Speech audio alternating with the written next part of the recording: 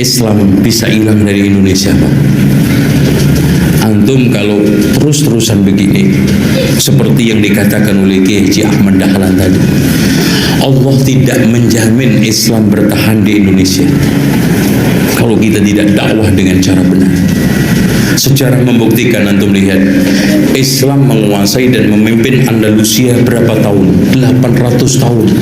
Dari tahun 75 Hijriah sampai 879 Hijriah. Masya Allah. Sekarang tinggal berapa persen? 0,5%. Dikuasai siapa? Orang kafir. Islam tinggal 0,5%. Kita kemana-mana sulit cari masjid, sulit cari makanan haram. Nggak usah jauh-jauh kita ke Andalusia. Campak yang dulu 99% Muslim, raja-rajanya dari abad ke abad Muslimun, sekarang dikuasai siapa? Nggak main-main komunis. Umat Islam tinggal berapa persen, Pak? 0,5% juga.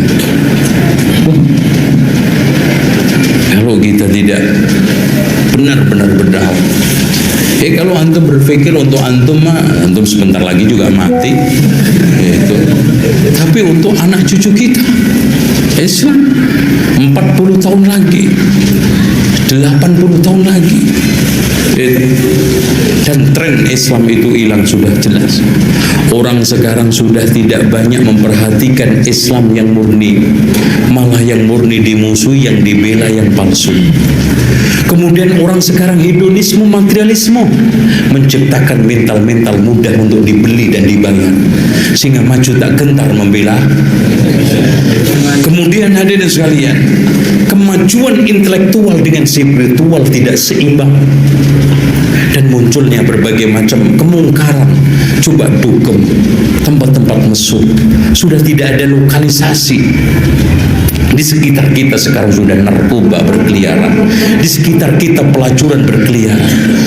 Hancur moral kita. Kalau dulu Pak, kemerdekaan itu banyak didorong oleh pemuda-pemuda. Sekarang pemuda kita sudah hancur, sudah tidak ada lagi. Pemuda kita semangatnya kalau diajak konser, pemuda kita semangatnya kalau diajak yel-yel bola, pemuda kita semangat kalau pacaran, minimal makan. Nah itu semangat. Kalau disuruh diajak mikir Islam, belajar Islam, ya Allah, baru 1/4 jam aja pantat panas. Antum kasih ceramah para pemuda Pak, 1/4 jam itu aja sudah rame, gak karu-karu. Nah inilah Mas, maaf, orang Indonesia itu gampang tertarik dengan penampilan akhlak, dan juga gampang diluluhkan hati dengan materi. Makanya kristenisasi, walaupun ajaran Kristen sesat laku, Ahmadiyah sesat laku, Lia Aminuddin edan aja laku. Eden apa? Eden ya, Eden. Saya kira Eden itu laku. Oleh karena itu mari kita bangkit, kita menggemakan dakwah.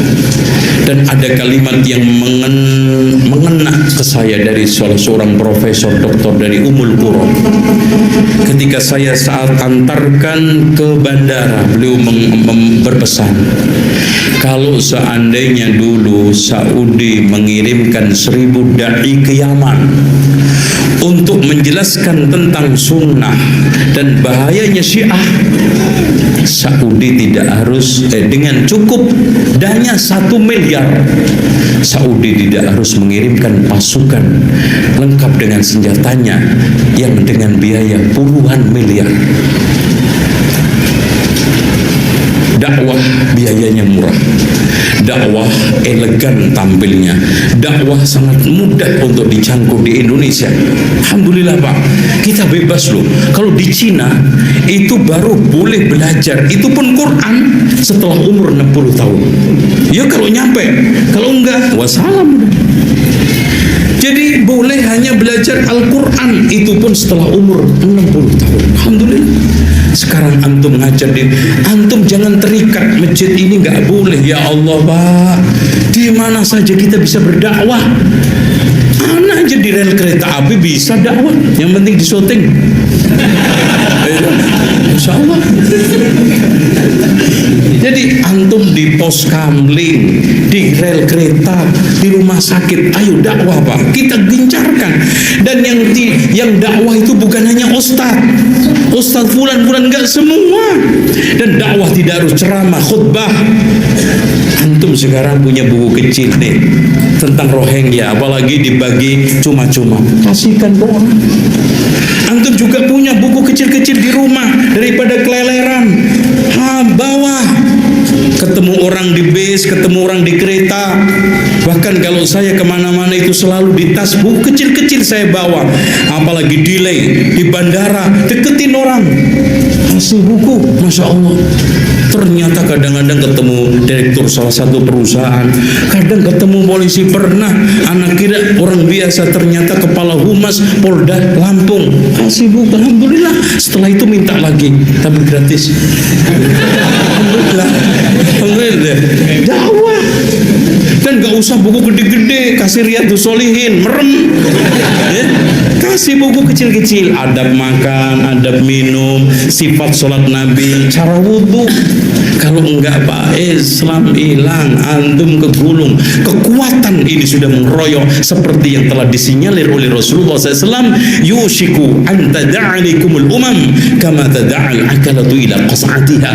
Hampir-hampir umat ini mengeroyok kalian seperti orang royokan makanan dari tempatnya. Tuh, demikian hadirin sekalian, karena sudah zuhur. Baik. Ana masih bingung antara 4 imam, Imam Hanafi, Imam Hambali, Imam Syafi'i, Imam Maliki, mana yang harus ana ikuti? Soalnya ana pernah dengar saya ikut imam. Bukankah kita harus mengikuti Rasulullah SAW? Sebenarnya 4 orang ini yang sudah diakui oleh ahli sunnah wal jamaah bahwasanya mereka imam-imam madhab yang boleh diikutin, karena keempatnya ini menggunakan dalil Al-Quran dan sunnah. Sekarang di muka bumi ini yang wilayah-wilayah memang subhanallah kayak terpetakan sendiri gitu. Teman-teman di Afrika rata-rata madhabnya Malikiyah, Imam Malik. Teman-teman di Turki dan Eropa Hanafiyah. Teman-teman di Timur Tengah Hanabila, Imam Ahmad. Teman-teman di Asia Tenggara Syafi'iyah, gitu kan? Nah, bagaimana kita harus bersikap? Kita bersikap sebagai penuntut ilmu, karena sekarang fasilitas sudah sangat luar biasa ya. Buku-buku mereka bisa kita baca semua. 4 madhab ini kita bisa baca. Bahkan ada sekarang ulama-ulama nulis 1 kitab. Saya punya kitab itu 1, memang agak tebal tapi dalam bahasa Arab. Memang itu fikih 4 madhab sekaligus 1 kitab. Jadi misalnya hukum jual anjing disebut sama dia. Imam Syafi'i bilang begini, ini dalilnya. Imam Ahmad bilang begini, ini dalilnya. Imam Abu Hanifah bilang begini, dan Imam Malik bilang begini, dalilnya. Jadi jelas kita bisa tahu tuh, gitu kan. Sekarang sudah mudah. Nah, cara yang paling bijak adalah jangan salahkan siapapun dari 4 imam ini, karena mereka punya dalil, tapi kita bisa memilih yang paling kuat dalilnya, gitu kan. Jadi misal dalam hukum A misalnya, kita temukan Syafi'iyah yang lebih kuat dalilnya, kita terima madhab Syafi'i, kita pakai karena dalilnya lebih kuat, gitu kan, tanpa menyalahkan madhab. Tapi di sisi lain misalnya ada madhab Hanabila lebih kuat dalilnya, kita ikutin dalam masalah itu. Jadi permasalah, tapi kita berputar di 4 madhab ini yang disepakati oleh para ulama ahli sunnah wal jamaah. Allahu alam. Orang bilang seakan-akan benar, sudah kita kembali ke Quran, Quran yang mana? Wong kamu tidak paham. Lama-lama tanyanya mau cetakan mana ini? Ketika orang ngomong, ayo kita kembali ke kitabullah, itu kembali yang apa? Terus tentang apa? Ketika konflik Ali dan Muawiyah, itu ada orang bilang, ya sudah, nahkum bi kitabillah. Sudah, sekarang kita kembali ke kitabillah. Itu mereka megang mushaf. Benar, secara dohir benar, memang orang Islam harus kembali ke mushaf. Tapi Sayyidina Ali pinter. Fadorobal mushafa biyadihi. Sayyidina Ali nepuk mushaf ini keras sekali. Sal hadal mushaf kata Sayyidina. Kalau kita harus kembali ke Quran, coba tanya ini. Mushaf ini ya, mushaf seperti milik saya ini. Akhirnya orang-orang Khawarij bilang, innama huwa waraqun wa madadun. Itu hanya kertas sama tulisan. Bagaimana mungkin kita bertanya? Terus kata Sayyidina Ali, enggak bisa toh kamu tanya mushaf, ya enggak bisa. Makanya tanya saya katanya. Akhirnya Sayyidina Ali memberi penjelasan, wa in khiftum shiqaqa bainihima fab'asu hakaman min ahli wa hakaman min ahliha. Jika suami istri sedang konflik, itu sebaiknya, seharusnya atau sayogyanya itu kirim mediator, fab'atsu hakaman min ahli wa hakaman min ahliha. Terus kata Sidina Ali, wa amru ummati Muhammad a'zamu min amri rajulin wa imra'atin. Dan urusan umat Muhammad yang kita sedang konflik dengan kekuatan besar dan bisa pertumpahan darah, itu lebih ngeri timbang urusan suami dan istri. Itu saja solusinya mediator. Artinya sesepele itu urusan pribadi saja Allah menyuruh ada mediator. Apalagi urusan kita yang lebih dahsyat. Akhirnya mereka ngakui cara istimbat, cara ngambil kesimpulan Sidina Ali. Quran itu teks. Teks itu harus difahami ahlinya. Orang Wahabi kalau dalil ya pakai hadis sahih Bukhari lah. Pengapesan orang NU itu hadis sahih. Jadi ya kasihan Imam Bukhari. Sebenarnya Imam Bukhari itu tidak milik mereka. Tapi gara-gara kita tidak baca Bukhari, mereka yang baca seakan-akan mereka yang tahu hadis sahih, kita yang tidak tahu. Ini penting saya utarakan sehingga saya masih punya rencana nanti baca Bukhari. Karena ya supaya mereka tahu kalau Bukhari itu milik kita, tidak milik mereka atau milik semua orang Islam. Akhirnya apa yang terjadi sekarang? Kita umatnya Rasulullah diadili oleh dawuhnya Rasulullah sendiri. Saya sering ketemu mereka yang takfiri bilang ini kafir Pak, hadisnya ini hadisnya ini. Saya bilang gini, laukana Rasulullahi hayyan lama rodiya ayyufarraqa huwa wa ummati. Andaikan Nabi itu hidup, pasti tidak ridho beliau kamu pisahkan dengan umatnya. Kamu mengkafir-kafirkan orang lain berdasar hadisnya Kanjeng Nabi. Itu artinya kan apa? Nabi kamu pisahkan dengan umatnya berdalil dawuhnya Nabi sendiri. Kebayang nggak kamu memisahkan Badawi dari santrinya berdasar dawuh Badawi sendiri? Semua nabi, semua kiai, semua wali itu asadun nasi syafaqatan li ummatihim. Orang yang sangat sayang kepada umatnya. Tapi sekarang ada tren orang dianggap kafir, artinya dianggap kafir itu dipisahkan dari Nabi justru oleh dawuh Nabi sendiri. Kebayang nggak Nabi kerso dipisahkan dari umatnya, padahal Nabi fi akhiri hayati ngendikan ummati. Bahkan yang maksiat saja kata Nabi masih ngendikan syafaati li ahlil kabair min ummati. Nanti jatah syafaat saya tak kasihkan umat-umatku yang amalnya tidak karu-karuan, kira-kira gitu terjemahnya. Jadi betapa cintanya Nabi kepada umatnya sampai yang ahlul ma'asi saja kata Nabi nanti mau saya syafaati karena Nabi gak mau terpisah dari umatnya. Sekarang banyak hadis sahih yang justru dipakai sebagai alat pemisah bainahu wa baina ummati, antara Nabi dan umat. Maka santri Al-Wahdah ini harus kuat. Semua kita harus kuat. Semua kita harus kuat. Caranya gimana? Ya ngaji tadi, ngaji pakai guru. Sekarang alhamdulillah kan banyak gus-gus besar yang misalnya jenengan gak menangi Said Muhammad, ada Gus Naji, ada Gus Ro'ub, ada Gus Kamil, ada Ali Akhwas, gak menangi Habib Zain. Gus Zaki dulu lama ngaji Habib Zain, gak menangi Said Romdon Al-Buti. Banyak santrinya di Indonesia itu luar biasa, gak ada ulama top internasional yang sanatnya gak ada di Indonesia. Misalnya gak sempat ngaji Habib Umar, banyak orang yang ngaji Habib Umar. Keluarga besar Solo, keluarga besar pondok-pondok banyak ngaji Habib Umar. Jadi Indonesia itu gampang sekali ngakses sanat-sanat kelas dunia. Apalagi Musnidul Alam itu juga orang Indonesia, Syekh Muhammad bin Isa Al-Fadani. Jadi kalau orang Indonesia tidak pinter tuh kebangetan lah, kira-kira seperti itu. Karena gampang sekali ngakses sanat-sanat itu. Tapi sanat ini pula yang mulai hilang dari pondok-pondok pesantren, jarang yang mau menekuni. Makanya saya ingin sekali bahwa sanat-sanat ini terus kita jaga.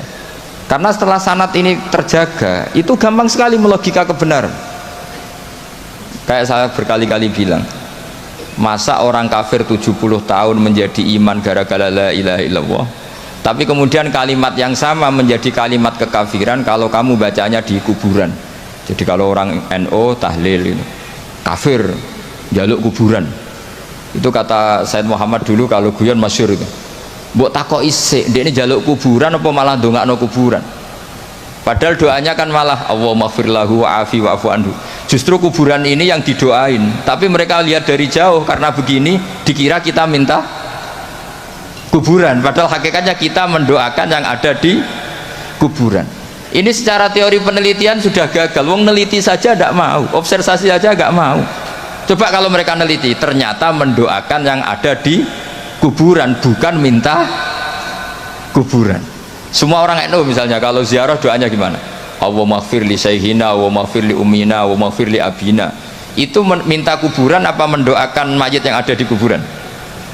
Mendoakan. Tapi mereka menuduh kafir, katanya kita minta sama kuburan karena melihatnya dari jauh. Karena begini dilihat dari jauh, oh minta kuburan kan gitu. Ini secara penelitian kan sudah kacau. Dan makanya saya minta sekali tradisikan tahqiq dan sanad-sanad yang mudah kita dapat, semoga diakses, dimuasalah secara baik, disambung secara baik.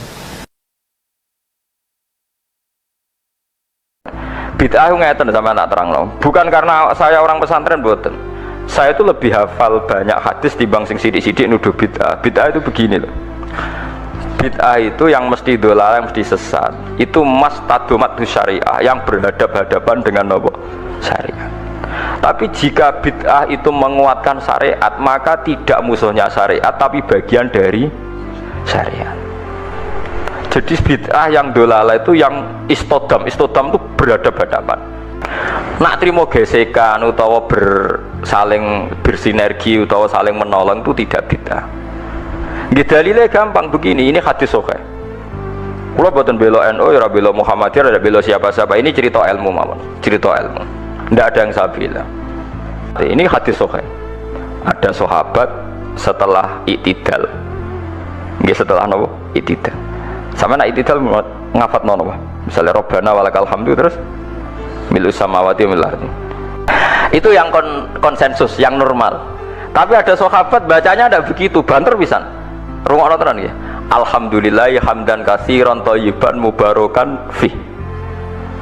Setelah sholat selesai, Nabi itu aqbala biwajhi, Nabi balik kanan terus tanya, ayyukum yaqulu hadil kalimah, siapa tadi yang ngelafatkan kalimat itu? Itu sahabat diam semua karena sadar ini kalimat kalimat masalah, ini nggak ajarannya Nabi, kalimat kreatif. Wah, enggak, diam semua sahabat. Takut sekali, terutama yang melafatkan takut sekali. Terus Nabi akhirnya dawuh, enggak kok, enggak ada masalah. Saya tadi itu kaget saja, ada 12 malaikat yang rebutan kesusu nyatet di sing paling dhisik nyatet. Mergo begitu indahnya kalimat itu. Wah, akhirnya sahabat anada ya Rasulullah. Nggak, artinya kan ada kalimat kreatif yang nggak diajarkan Nabi dan dibenarkan Nabi. Paham ya? Kalau balik ini, ada kalimat yang nggak diajarkan Nabi, bahkan Nabi kaget karena merasa itu udah nggak diajarkan, tapi dibenarkan Nabi. Mulane kula yakin umpama Rasulullah pirsa kula ngaji terus sampean do gawa kitab, gawa pulpen ya seneng mawon. Ora iso dibid'ahno. Nabi ora iso nulis berarti gawa pulpen bid'ah. Apa meneh gawa Samsung malah ora tahu. Mosok Nabi Androidan kan enggak karep. Aneh-aneh. Terus kedua, riwayat ini juga di hadis sahih. Ada sahabat entah saking gimana ndak tahu saya. Pokoknya mati urip nak ngimami kulhu, rokaat ula ya kulhu, rokaat sania ya kulhu. Sampai syariah satu kontingen yang dipimpin sahabat itu bosen, mereka tiap sholat itu kulhu berhari-hari, padahal dia itu imam masjid Kuba. Akhirnya sahabat-sahabat yang ngeroh Quran itu komplain, ya Rasulullah, ini orang itu setiap sholat kok baca nopo kulhu. Itu gimana ya Rasulullah? Coba dia tanya, dihadirkan ke Rasulullah, kenapa kamu kalau sholat kok selalu pakai kulhu? Jawab pemuda tadi, li'anha sifatur rahman, karena dalam kulhu itu hanya ada sifatnya Allah, tidak ada kepentingan kulo, kepentingan sinten-sinten. Li'anha sifatullah fa'uhibbu an akra'ahu, makanya saya senang membaca kulhu. Terus kata Nabi, akhbirhu fa'innahuha yuhibbu, kasih tahu dia Allah itu mencintai dia. Oh, itu kan bagus sekali, itu gak usah tabarok kulhu. Nggak, artinya itu kan tidak diajarkan Nabi kan, selalu kulhu itu tidak ajarannya, dan tidak pernah Nabi itu selalu kulhu. Tapi ada orang kreatif selalu kulhu juga sama Nabi dibenarkan. Ya nggak bisa kan kamu pakai definisi bid'ah itu kalau nggak pernah dilakukan Nabi bid'ah. Nggak bisa seperti itu. Apalagi kalau kamu ngaji usul fikih, wah malah ketoro nak sing sidik-sidik nuduh bid'ah malah salah. Nabi mewajibkan zakat neng tamer. Mau kamus paling goblok maknane tamrin itu kurma. Lah nak nuruti persis Nabi berarti beras ra wajib zakat. Mergo Nabi ra tau zakati beras. Itu kacau kabeh mbok antem kromo ngoten. Tapi ya kita ya aja terus musuhan terus biasa mah. Kula biasa kaya ora ana apa-apa. Wong kula sing alime biasa. Kula dituduh bid'ah tenang mawon. Ora usah semangat, hujah ahli sunnah. Ora usah hujah, biasa mawon. Kalau masih ingat betul ketika Mbah Mun mucal di antara yang diterangkan karena opo Sakban darani ruwah. Ruwah itu dari bahasa Arab arwah, terus dijawakan jadi nopo ruwah. Karena di antara tradisi Indonesia itu mengikuti Yaman, di Yaman itu ada kholnya Nabi Wasinten Hud, dan itu pada waktu nopo Sakban, sehingga kiai-kiai Jawa kalau kirim doa itu dibarengkan pas nopo Sakban atau nopo ruwah. Kalau masih inget teng kampung kula nurian kiai ku kesel nang ruwah. Kok kadang sedina undangan ping pindho ping telu. Ya nak 20.000 mun lumayan lah 20.000. Sana kiai RT 20.000 ngoten. Ya kadang 10.000, nak wong lomo ya 50.000. Sampai kiai ku niteni iki lomo iki medhit. Jadi senine dadi kiai ini kadang-kadang nggih biji wong. Nah, kula niku mun kiai tenan, jadi cara berpikir positif. Kula nu seneng ketemu wong medhit di wong lomo. Wong lomo niku ora didolim, mau nyalami templek 100.000 njaluk swarga. Ora didolim. Nah, wong medhit ampun mboten enten hak napa? Ada. Terus kula dadi kiai ini tak ilmone, nek ketemu wong medhit ku ngringakno napa? Bisa. Nah, nek ketemu wong lomo nyalami templek 100 juta sampean bingung. Mbok go wayah wong ora ikhlas. Mbok go bangun pondok kadang ra santri. Ditabung ning bank kok digugat ning akhirat.